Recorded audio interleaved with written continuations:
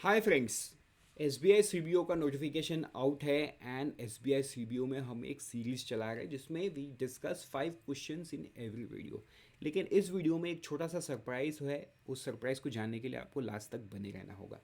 So friends, SBI CBO का जो exam pattern है उससे शुरू करेंगे, but before that welcome to IXMB and very good evening to all of you.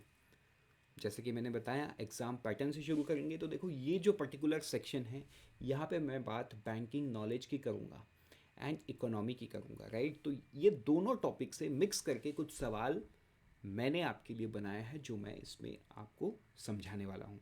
तो देखो जो बैंकिंग नॉलेज है ना, this is not limited to only banking. कई बार सवाल कैपिटल मार्केट से आते हैं, सवाल रेगुलेटर्स से भी कुछ पूछे जाते हैं। तो आपको इन पास्ट क्वेश्चंस के थ्रू पहले भी एक वीडियो गया हुआ था, आई होप आपने देखा होगा।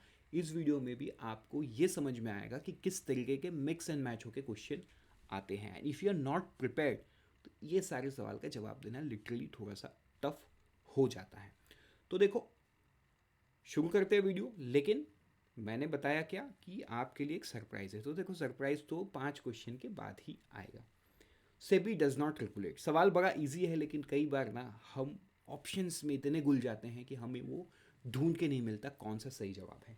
Debentures issue by PSUs, corporate debentures with less than 18 months to maturity, certificate of deposit, public issue of floating rate debentures, stock exchange.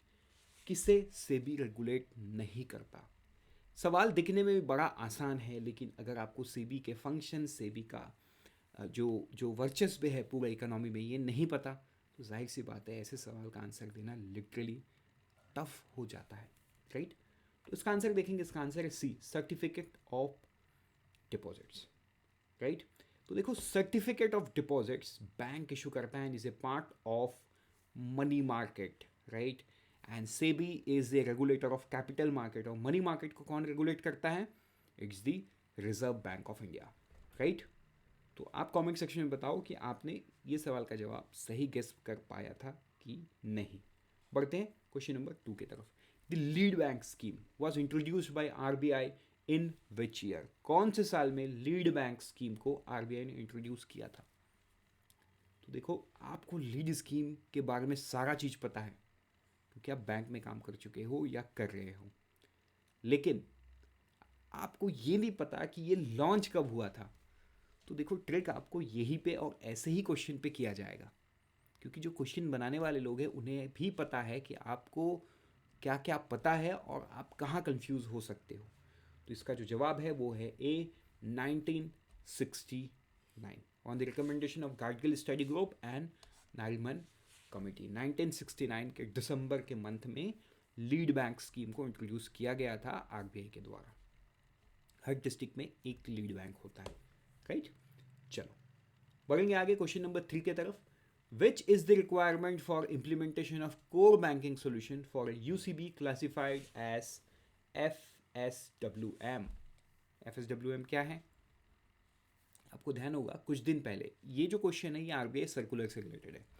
Financially sound well managed urban cooperative banks. तो RBI ने ये देखा कि कुछ जो urban cooperative banks है वो बहुत अच्छी तरीके से अपने आप को मैनेज कर रहे हैं एंड दे कैन बिकम मतलब the way they are functioning is like a commercial bank, लेकिन वो है अर्बन कोऑपरेटिव बैंक। तो RBI ने उन्हें एक नया क्लासिफिकेशन देने की कोशिश की है। The classification is FSWM, financially sound well manage UCB। लेकिन इस क्लासिफिकेशन में आने के लिए बैंक को कुछ शर्तों को पूरा करना होता है। मतलब उनका जो बैलेंस शीट है, उनका जो एसेट साइज है, वो RBI के एक दायरे के अंदर में आएगा, तभी RBI के ये क्लासिफिकेशन में उन्हें जगह मिलेगा, वरना नहीं मिलेगा। तो सवाल पूछा गया कोर बैंकिंग सोल्यूशन के लिए किस तरीके की रिक्वायरमेंट है, राइट। तो देखो सवाल तो डीप है और ये रिलेटेड किससे है? RBI सर्कुलर से है। तो हमारे कोर्स में RBI circular month on month cover होता है, हर मंथ का PDF होता है and we are also doing a special class of it, right. तो partially implemented CBS should be implemented only for certain operation etcetera etcetera. I hope अब तक आपने सही जवाब गेस कर लिया होगा। The correct answer is D, CBS fully implemented. Core banking solution पूरा इंप्लीमेंटेड होना ही चाहिए किसी भी अर्बन कोऑपरेटिव बैंक को बाकी क्राइटेरिया के साथ SWM कैटेगरी में आने के लिए, राइट। आई होप ये आपको क्लियर समझ में आ गया, एंड आई थिंक आपको ये पता भी था क्योंकि ये बहुत ही रिसेंट न्यूज़ में था, राइट। बहुत ही रिसेंट, 3-4 महीना ही हुआ है, मतलब विद इन 6 मंथ्स ही आरबीआई सर्कुलर इश्यू करके उन्होंने इसके बारे में बताया था। Next is what is fully accessible route FAR introduced by the RBI, right. देखो आप सोच रहे हो सर सवाल थोड़े से टफ है, सवाल एक्चुअली में टफ नहीं, इसी तरीके का सवाल आता है, एंड ऐसे सारे सवाल हमने हमारे कोर्स में कवर कर रखा हुआ है, तो ये इंपॉर्टेंट है कि आप इन चीज़ों को समझो। देखते हैं आगे। The correct answer it's B, the fully accessible route FAR introduced by the RBI, right. It is a scheme to allow non-resident to invest in a specified Government of India dated security without any investment limit, right? Government securities में non residents को investment का मौका मिलता है without any limit का, ठीक है। इसी को बोला जाता है फुल्ली एक्सेसिबल रूट। तो ये भी बहुत हाल ही में न्यूज़ में था, आई होप ये भी आपने सही गेस किया होगा। बढ़ते हैं आगे अगले सवाल में। When was the concept of green shoe option introduced by SEBI in the Indian market? फिर से वैसा ही सवाल। मुझे पता है कि आपको ग्रीन शू के बारे में सारा चीज़ पता है, you understand each and every concept of what green shoe option is, क्योंकि जब नबार्ड बॉन्ड लेके आता है, जब सिडबी बॉन्ड लेके आता है, तो उनके बॉन्ड में हमेशा ग्रीन शू ऑप्शन के साथ आते हैं, राइट। अभी हाल ही में जो नबार्ड ने बॉन्ड कैंसिल किया है उसमें भी ग्रीन शू ऑप्शन था, राइट। तो इसका मतलब ये है कि ग्रीन शू के बारे में आपको तो पता है, लेकिन ऐसा हो सकता है कि आप भूल गए हो कि ग्रीन शू कब सेबी ने इंडिया में इंट्रोड्यूस किया था। The correct answer it's bits 2003। लेकिन अगर हम बोले ये ग्रीन शू जो नाम है ये तो US से आया हुआ है, राइट। आज वो कंपनी का नाम ग्रीन शू नहीं है, आज वो कंपनी का नाम बदल गया है।